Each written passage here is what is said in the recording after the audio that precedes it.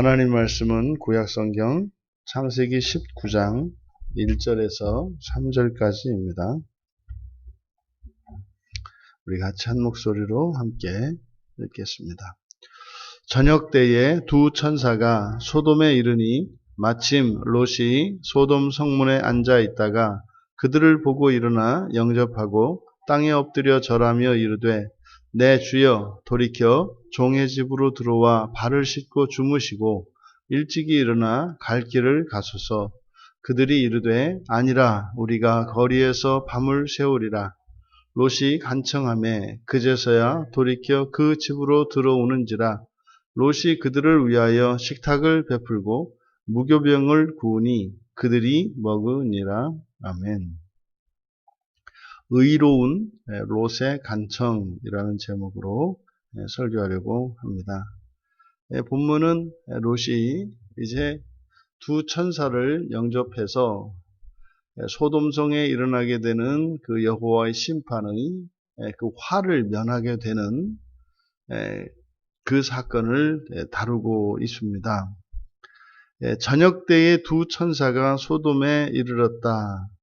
여기서 저녁 때라고 하는 의미는 하루가 바뀌는 시점입니다. 보통 주석가들이 그냥 저녁 때니까 이제 밤이 되면 밤은 어둠이고 어둠이 되면 이제 죄가 드러나는 때이기 때문에 그때 심판하러 왔다 이렇게 됩니다만 이 저녁이라고 하는 의미가 우리들이 생각하는 것과 히브리 사람들이 생각하는 그 개념이 좀 다르죠. 저녁 때라고 하는 것은 이제 하루를 마치고 새로운 날로 바뀌는 그런 때입니다. 전환점인 거죠. 그때 두 천사가 소돔에 이르렀다. 아브라함을 찾아왔던 것은 세 천사였고 이제 소돔성을 방문한 것은 두 천사였습니다. 셋 중에 둘인 거죠. 그 중에 하나는 여호와의 사자로 또 그것은 예수 그리스도의 예표인 거죠. 이제 그때 롯이 마침, 우리말 성경에는 마침이라는 말이 들어가 있습니다만 원문은 마침이라는 말은 없고 롯이 소돔 성문에 앉아 있던 중에 분사구문으로 되어 있기 때문에 이것을 이제 그 분사구문의 의미를 드러내기 위해서 마침이라고 했습니다만 여기서 롯이 소돔 성문에 앉아 있다라고 하는 이것은 그냥 롯의 일상인 겁니다. 그러니까 있어야 할 자리에 있었던 거죠. 그러니까 롯이 그의 직업과 관련된 일상, 이것이 소돔 성문에 앉아 있는 겁니다. 이 소돔, 그러니까 성문에 앉아 있다라고 하는 표현은 이것은 재판하는 것을 의미하고, 그래서 아마 이 롯이 이 마을에서 그렇게 상당한 지위에 있어서 마을에 일어나는 이런 일들을 재판하는 일을 했던 것으로 보여집니다. 또 아니면 이제 장로들이, 그래서 여기에 이제 주로 앉는 것이 장로들이나 이런 지도자들이 성문에 앉아 있게 되죠. 그러니까 여기 성문에 앉아 있는 것은 오늘날 이렇게 은퇴하신 연세 많으신 분들이 그냥 햇빛 쬐려고 앉아 있는 그런 개념이 아니라 일터입니다. 그러니까 롯이 다른 때와 여느 때와 다르지 않게 자기의 일을 하고 있었던 겁니다.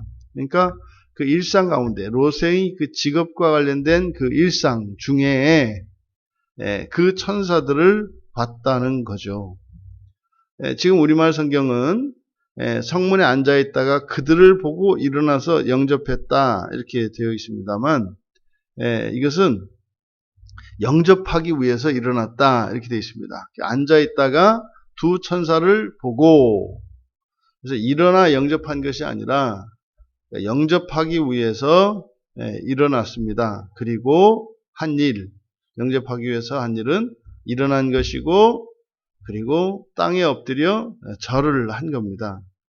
그러면 지금 여기서 나타내고자 하는 것은 롯이 자신의 직업적인 일상을 수행하던 중에 두 천사가 오는 것을 보고 그 보고 영접하기 위해서 일어나서 땅에 엎드렸다는 거죠. 그러니까 자신이 하던 일을 멈췄다는 겁니다. 그러면 일상의 일과 영접하는 일에 있어서 영접하는 일이 우선이다라는 것을 우리가 알 수 있어요. 그리고 이제 자신의 집으로 초대합니다. 내 주여, 저희 집으로 오십시오. 오셔서 발을 씻고 주무시고 일찍 일어나서 길을 가십시오. 이것은 이제 그때 당시에 나그네들을 영접하는 그런 예법이죠. 아브라함이 했던 것과 동일한 방식으로 롯이 이 두 천사를 집으로 초대했습니다. 여기서 우리가 눈여겨보아야 하는 것이, 여러분, 만약에 우리가 나그네고 먼 길을 가던 중에 지금 날이 저물었지 않습니까? 이제 저녁때가 됐잖아요. 그러면 저녁때가 됐으니까 이제 날도 추워지고 또 밤은 어둡고 들짐승과 강도들의 위험이 있으니 이제 어딘가 쉴 만한 안식처를 찾아야 할 때입니다. 그때 우리 집으로 오십시오라고 하는 제안을 받았을 때 그는 뭐 감사한 일이 아닙니까? 그럼 얼씨구나 하고 들어가야 되는 일 아닙니까? 그런데 거절을 하고 있죠. 아니다. 여러분, 우리가 천사를 영접할 때 그것은 마치 영접하는 우리가 호의를 베푸는 것 같지만 그것이 아니라 천사를 영접하는 일은 간청해야 되는 일인 것을 우리가 잊지 말아야 합니다. 우리가 거리에서 밤을 새우겠다. 이때 이제 거리에서 밤을 새우겠다라고 밝혔는데 왜 거리에서 밤을 세우겠다고 했는가? 이것은 바로 아브라함과 여호와 하나님 사이에 맺었던 그 약조 때문에 그렇습니다. 이 성읍 가운데 의로운 사람, 의인이 10명만 있으면 심판하지 않고 멸하지 않겠다고 약속을 하셨지 않습니까? 그러니까 거리에서 밤을 새우겠다라고 하는 이것은 바로 이 마을에 이 소돔성에 의로운 자가 있는가 없는가를 알아보기 위한 것으로 보여집니다. 왜냐하면 고대 사회에서 나그네는 반드시 집 안으로 맞아들여야 하는 그런 예법이 있었거든요. 그러니까 거리에서 이 나그네가 거리에서 잠을 잔다고 하는 것은 그 소돔성에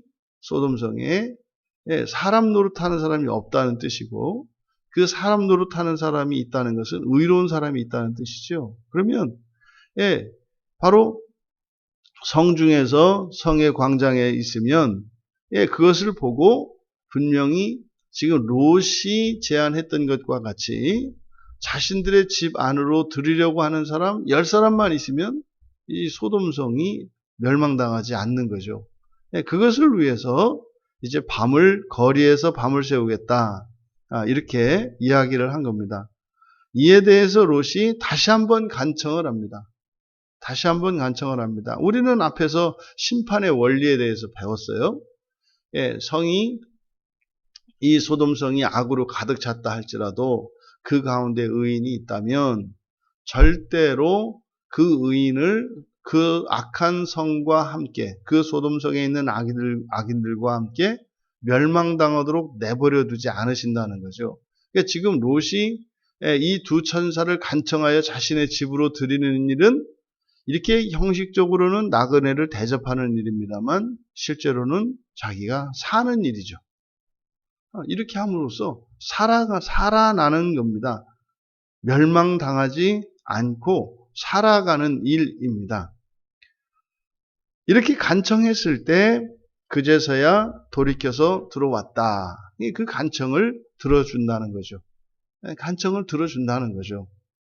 그래서 이제 그들을 위해서 음식을 차려내고 그들이 먹었다. 이것은 롯의 초대에 응하고 또 롯이 대접한 음식을 받아 먹은 것은 롯의 의로움을 인정하는 행위인 거죠. 그러면 이 초대와 대접으로 롯은 살아나는 겁니다.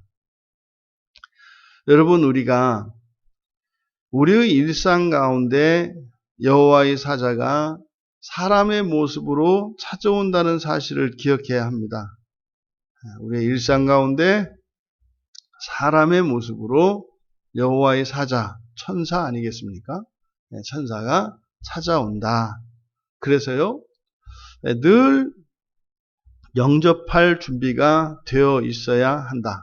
늘 영접할 준비가 되어 있어야 한다.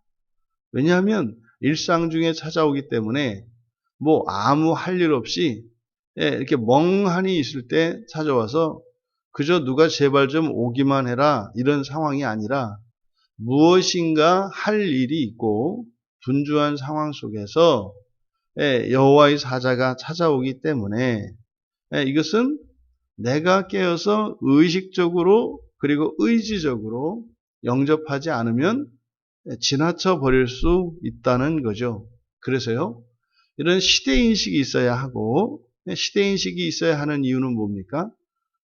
천사가 와야 할 때, 여호와의 사자가 와야 할 때인가 하는 이 시대인식을 말하는 겁니다. 그리고 영적인 감각이 있어야 합니다.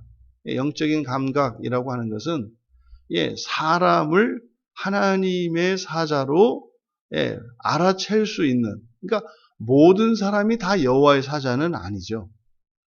사람이 사람을 통해서 여호와의 사자가 찾아올 때 그것을 알아차릴 수 있는 영적 감각, 그리고 더 나아가 분별력이 있어야 하는 거죠.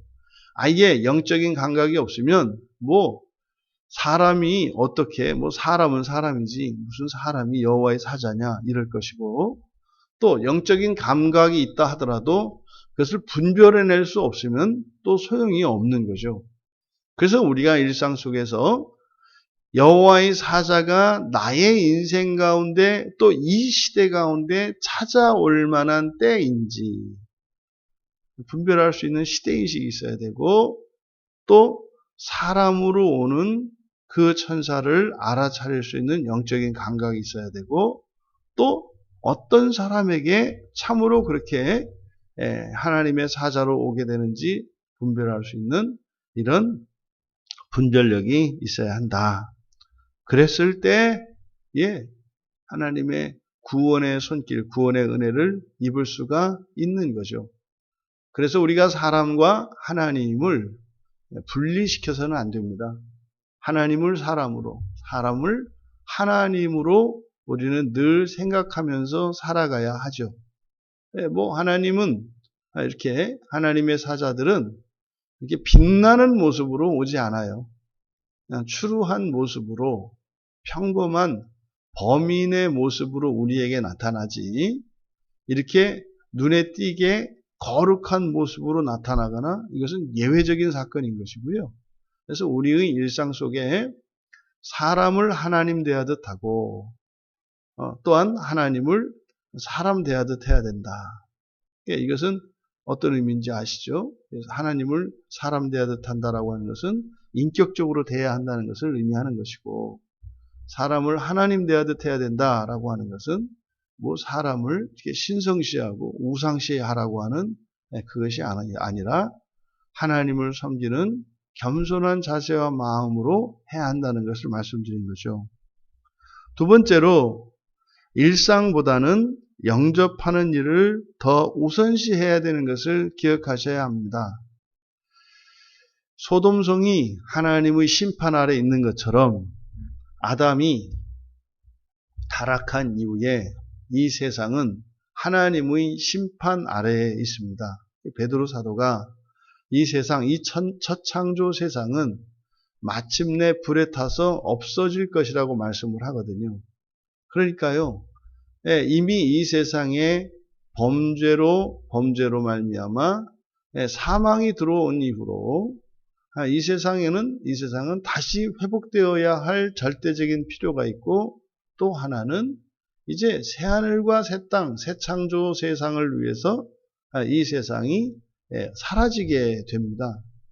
그러니까 소돔성에 있는 롯이나 이 세상을 살아가는 그리스도인이나 우리의 위치와 형편이 같다는 거예요. 그러면 성문에 앉아있는 롯이나 우리들이 우리 하루하루의 우리 일상을 지키는 우리들이나 똑같다는 거죠. 그때 이제 하나님의 사자가 우리의 인생 가운데 사람의 모습으로 찾아오게 되는데, 그러면 우리의 일상과 어느 날 문득 찾아오게 되는 하나님의 사자를 영접하는 일은 일과 일이 부딪히게 되어 있어요. 우선순위로. 그때 우리는 그 여호와의 사자를, 하나님의 사자를 영접해야 한다. 영접해야 한다. 그런데 여기서 영접이라는 것은 뭡니까? 지나가는 나그네의 필요를 채워주고 편의를 제공하는 일이에요.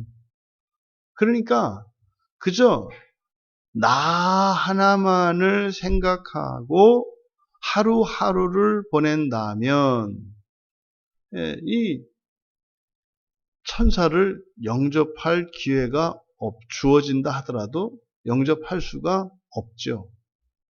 그래서 우리가 일상 가운데에서 늘 깨어 있어야 한다는 것은 의식하는 거죠. 이때 의식한다는 것은 다른 사람의 나에 대한 평가나 이런 것을 의식하는 것이 아니라 내가 도울 수 있는, 지금 본문에서는 나그네를 돕는 거지 않습니까? 나와 무관한 사람이지 않습니까? 그를 돕는 거죠.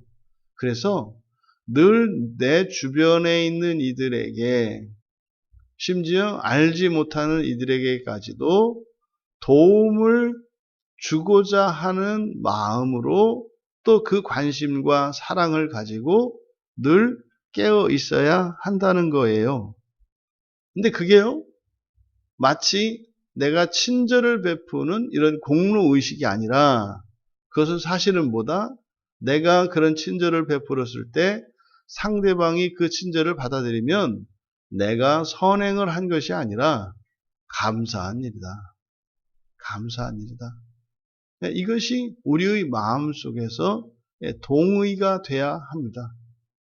이렇게 섬기고도 섬기는 그것이 감사한 것이 되어야 한다. 이것은 어떤 외식적인 것을 말하는 게 아니죠. 이것이 천사를 영접하는 원리라는 겁니다. 간청을 해야 된다는 거죠. 간청을 해야 된다. 세 번째로 그리스도께서 우리를 섬긴 것을 보세요. 그리스도께서 우리를 구원하시기 위해서 섬긴 걸 보세요. 우리가 도움을 받는 우리가 감사해야 되는데 그렇게 안 하잖아요. 뻗대잖아요. 그러니까 오히려 예수 그리스도의 초대에 응하는 그것이 마치 무슨 대단한 일인 것처럼 우리가 생각하지 않습니까? 그러니까 주님께서 어떻게 하세요? 간청을 하시잖아요. 우리에게 간청을 하시잖아요. 어느 정도까지요? 십자가에서 죽으시면서까지 간청을 하잖아요. 정말로 이 구원의 원리라고 하는 것은 이렇게 돕는 자가 어떻게 이렇게 위에 서서 이렇게 돕는 것이 아니라 오히려 간청을 하면서 도와주는, 그러니까 이게 지금 세상이 죄 가운데 있기 때문인 거죠. 우리는 그러니 주님이 직접 찾아오셔서 우리에게 간청하는 이 상황, 이것은 구약의 백성들에 비하면 이거는 뭐 비교할 수 없을 만큼 복된 상황 아닙니까? 하지만 우리는 그것으로 우리들 각자의 구원으로 만족할 것이 아니라 그리스도께서 가셨던 그 발걸음을 우리들이 대신해서 가야 한다는 사실을 기억해야 합니다. 그러면 이 롯은 천사를 영접하여서 자신이 구원을 받지 않습니까? 사실은 자신이 구원을 받잖아요. 근데 신약에서는 이게 이제 바뀌었어요. 주님이 먼저 우리를 찾아오셔서 우리를 구원하시기 때문에 간청하는 것은 똑같은데 누구를 위해서예요? 이제는 나를 위해서가 아니라 너희를 위해서 간청하게 되는 거죠. 그러면 소돔성에서 그 심판에서 멸하게 되는 의로운 자 롯, 이 롯이 의로웠던 것은 언약의 안에 있었던 것입니다만 그 언약 안에서 바로 이 롯은 율법의 의를 이루었기 때문입니다. 아직 이제 성경적으로는 구약의 백성들에게 명시적으로 하나님의 계시에 의한 율법이 주어진 것은 아닙니다만 이들의 이 족장들의 삶 속에 하나님의 계시가 있었고 그들에게 개인적으로 주신 하나님의 계시는 곧 율법이었죠. 그러니까 나그네를 영접하는 이것은 율법의 의를 이룬 것으로 볼 수가 있습니다. 그러니까 그 율법의 의를 하나님께서 롯이 그 율법의 의를 이루었을 때 하나님은 그것을 의롭다고 인정한 것이 된 거죠. 지금 본문에 나타나는 이 롯의 의로움은 바로 천사를 영접한 것입니다. 그러면 예수 그리스도로 말미암아 의롭게 되어진 그리스도인 된 롯, 우리들 아니겠습니까? 우리들의 삶이 어떠해야 하겠는가? 롯은 자신의 구원을 위하여 자신의 의를 따라 살아야 했지만 우리의 구원은 우리의 의가 아니라 그리스도의 의로 말미암았고 그래서 우리는 이제는 우리의 이미 이루어진 우리의 구원을 위해서가 아니라 또 다른 아직 그 하나님의 구원 안에 들지 못한 이들을 위하여 그 의를 전하며 그리고 그들을 구원하기 위해 간청하며 살아가야 한다는 사실이죠. 여러분, 나를 위해서 간청하는 일과 다른 일을 위해서 간청하는 일의 그 의미와 가치는 다릅니다. 나 살자고 내가 하는 것보다 내가 아닌 다른 일을 위하여 다른 일을 살리기 위해서 간청하는 일은 훨씬 더 도덕적으로 더 높은 수준에 있는 일인 것이죠. 여기에서 바로 우리들 자신에 대한 염려 그리고 우리 자신들의 구원은 오직 예수 그리스도를 믿는 믿음 안에서 그리스도의 십자가에 두어야 하는 것입니다. 그리고 우리는 그렇게 구원을 위해서 간청하며 살아가는 인생이 되시기를 주님의 이름으로 축원합니다. 존귀하신 하나님, 오늘 말씀을 통해서 저희들이 구원을 이루기 위해서 간청하고 힘을 써야 하는 것이었음에 바로 이 롯이 천사를 영접한 사건은 구원의 사건인 것을 보았습니다. 하지만 저희들은 주님께서 저희들을 찾아오셔서 저희들에게 주님의 완전한 하나님의 의를 주시어 구원하셨기 때문에 저희들의 삶의 목표와 살아가는 삶의 방식이 나를 위해서 살아가는 삶이 아니라 이제는 타인의 구원을 위해서 살아가는 인생이 된 것을 믿습니다. 여전히 그 구원하는 일은 롯이 자신의 구원을 위해 천사들에게 간청했던 것처럼 이제는 그리스도를 알지 못하고 하나님의 진노 아래 있는 자들을 구원하는 그 일에 저희들이 간청해야 하는 것임을 오늘 말씀을 통해 깨닫게 되었습니다. 주님이 저희들을 구원하시기 위해 이 땅에 오셔서 사셨던 것처럼 저희들이 또한 이 세상을 구원하기 위하여 주님의 길을 따라 걷게 하옵소서. 그 거룩한 일에 또한 저희들이 율법을 따라 살아갈 때 그것을 하나님의 의로 온전케 하시는 하나님의 은혜를 경험하는 한날 한날이 되게 하옵소서. 감사하며 예수님의 이름으로 기도하옵나이다.